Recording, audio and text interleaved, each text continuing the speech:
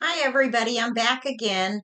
Today, the Lord would like me to go into more about the Holy Spirit, but really what we need to start, because you're all going to have questions. How did this all begin? Um, so at first, we know it was just God before He created the heaven and the earth. It was God. But inside of God, which I've already shown you, was also a female spirit. He looks like physically, he looks like a man, but inside of him he had two spirits, him and the mother. Okay. um well, the mother wanted to have children, and he really didn't want to because he knew it would be a big headache. Okay, and that's all in Proverbs. You can find that in Proverbs. I'm not going to show you that today, but it is in there. um so but she really wanted to. So then he created all these beings, and it was all going on inside of him. So all of us, all of our spirits, including the evil, um, were all inside of God at first.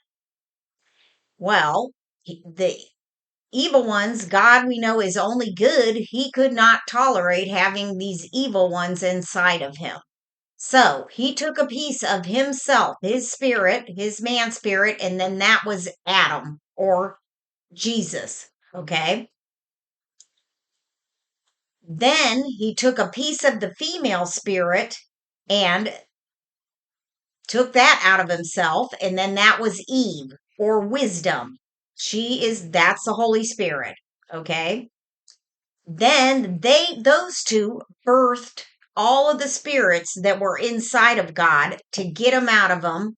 And everything started in heaven. So all of us were inside of God first, our spirits. Then we were birthed out of the inside of him into heaven, and then everything started on earth. And that's all I'm going to go into right there, because figured you guys are all going to be going, what is she talking about? So he wants me to start here um, in Proverbs 3 and read this to you all to show you that wisdom, because she has many names. Eve, we know she's Eve already. We've talked about Eve.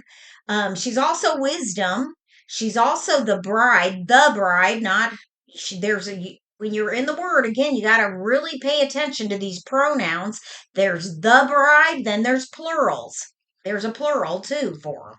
Okay, then there's Jerusalem is her name also. Daughter of Zion is her name. There's also the daughters of Zion. That's everybody else. But that's plural. So you got to really pay attention to this stuff.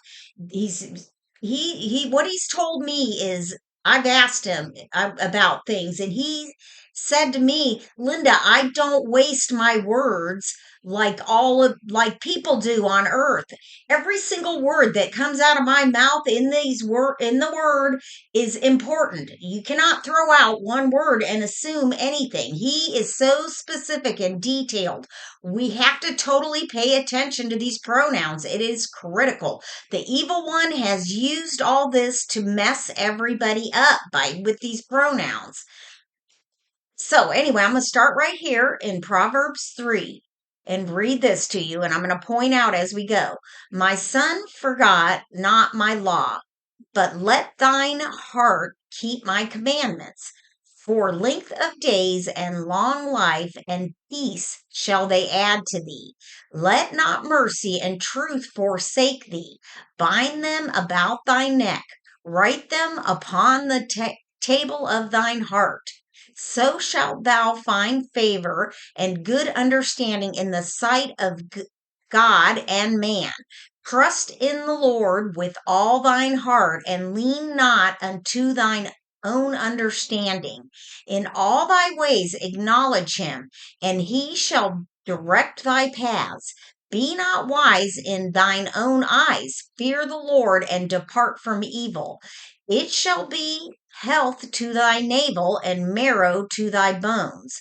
Honor the Lord with thy substance and with the first fruits of all thine increase. So shall thy barns be filled with plenty, and thy presses shall burst out with new wine. My son, Despise not the chastening of the Lord, neither be weary of his correction. For whom the Lord loveth, he correcteth, even as a father the son is in whom he delighteth. Happy is the man that findeth wisdom. Okay, this is one of her names because we all need to come to all truth. Okay, the truth shall set you free, Jesus said. So this is critical. And the man that getteth understanding, for the merchandise of it is better than the merchandise of silver, and the grain thereof than fine gold. Okay, I want to point out something quick here. He's using same words again that he uses in Song of Solomon here. I pulled this up so you guys could see this. Right here, he's using these same words because Song of Solomon is all about him, Adam and Eve coming back, Jesus and the bride coming back together. This whole thing, that's why it sounds like a love story and there's sex involved and you name it, because that it's about the two of them. All right.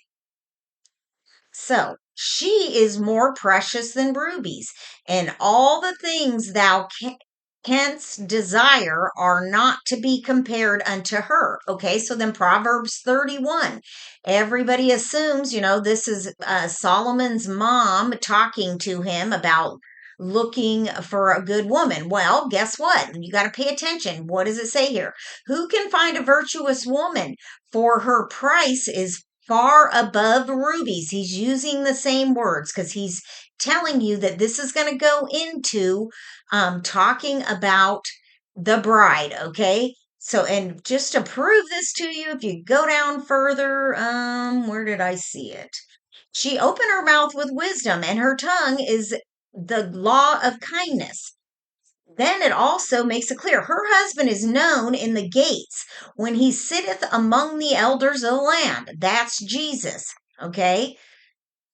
It can be a parallel with Solomon with what he was going on in his life, but this is why you have all these same words. And matter of fact, Song of Solomon also uses the word rubies in it.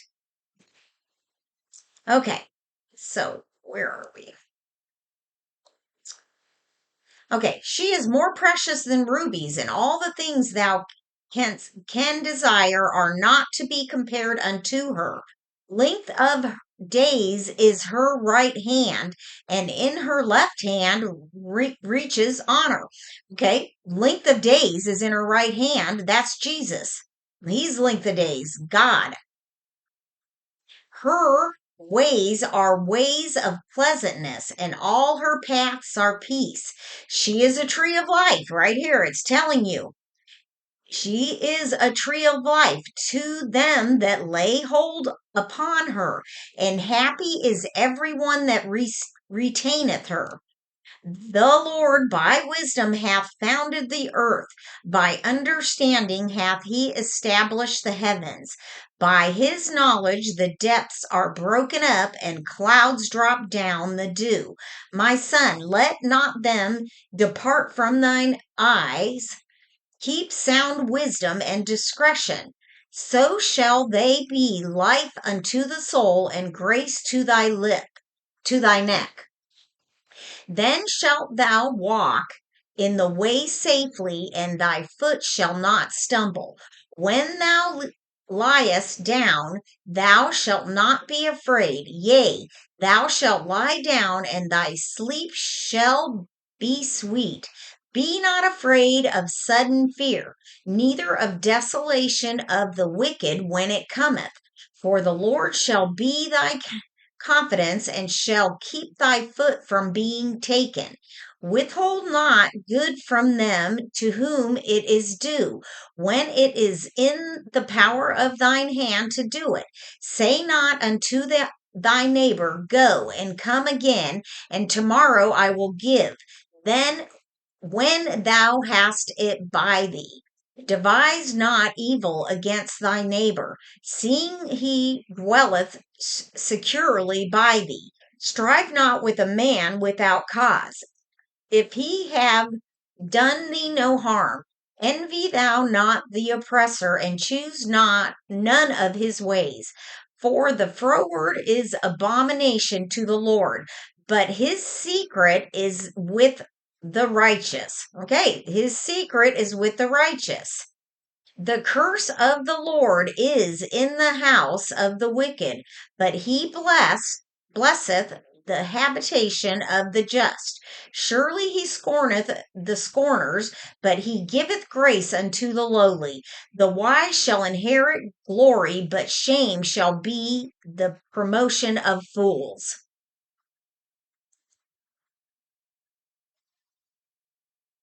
All right, so I went and I looked up. I just went ahead and stopped my recording just where all of the word rubies are. So once again, I looked up. I went to KJV Word Lookup, University of Michigan is the one I'm using. So I just searched the word rubies. So here's all the scriptures, many times, and you can see there it is tied to this. It's in Job also, I see, and Lamentations. So that's interesting. There's something to go read too. So this is a good way to go find more scriptures about what you're trying to study. But the thing I want to point out is here, it's all her, she, her. The pronouns are gigantic. And I'm going to go to Proverbs 8 here quick too, and just show you guys this because this was something that just blew my mind, that something that happened with me, a testimony that I have. My friend, we were talking about, the Lord had me explain to him about the Holy Spirit, and he wasn't grasping it. I had gone through it several times with him. He hadn't got it. But then one day I was explaining it again, and then he understood. Okay, so this man wakes up every morning and he says, "Good morning, Abba." And the father comes back and tells him, "Good morning, Jesus." And Jesus does the same thing. And then after he understood it, then he said, "Good morning, Holy Spirit." And then he heard the mother's voice. So look at this in Proverbs 8. Does not wisdom cry, and understanding put forth her voice? Now, the Lord, on top of just this happening, that the only way I found this, you guys, is because my friend had a gal living with him that he was trying to explain to her because she was with some guy that wasn't good for her. So I said, I would go to Proverbs 31. And so he got his Bible and I was getting mine. And then I was like, I got confused. I was like, well, maybe this is in Proverbs 8. Maybe I'm getting confused because I wanted him to explain to her that she's finer than rubies. Okay. Well, that it was Jesus stopping me, because then I stopped at Proverbs 8, we would have never noticed this if had this not happened.